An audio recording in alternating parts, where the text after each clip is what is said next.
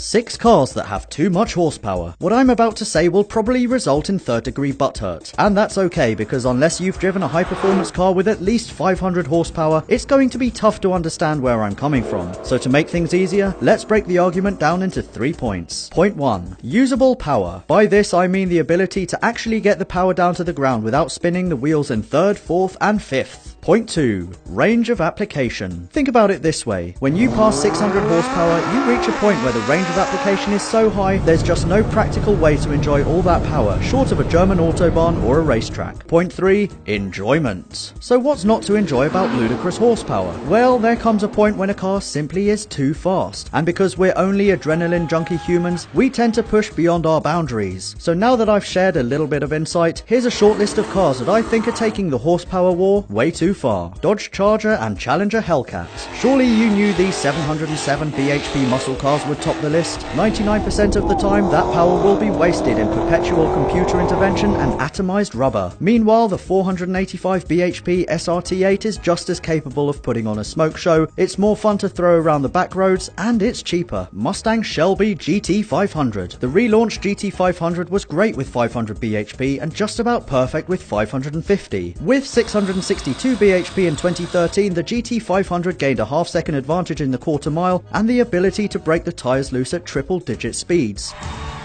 Thankfully, Ford took the new GT350 in a much better direction. Ferrari 488 GTB. Yes, this isn't exotic, but the 488 is Ferrari's latest volume car. Only a select few owners will ever disable the prolific computerized driving aids which, big surprise, control and limit the application of power. Dial it back 100 bhp and let drivers have the same experience without all the computers doing the work. Corvette C7 Z06. The previous generation Z06 with 505 bhp and a curb weight of 1400 kilograms was an outstanding performance machine in all aspects, and even with all assists turned off, it wasn't overwhelming to drive quickly. The new C7 Z06 with 650 bhp is 227 kilograms heavier, only a few tenths quicker in acceleration, but now drivers have to wrestle the car simply to turn the same lap times. Mercedes S65 AMG. This is a big, heavy car, and the 621 bhp V12 almost works. Thing is, the S63 is just as fast with a 577 bhp V8.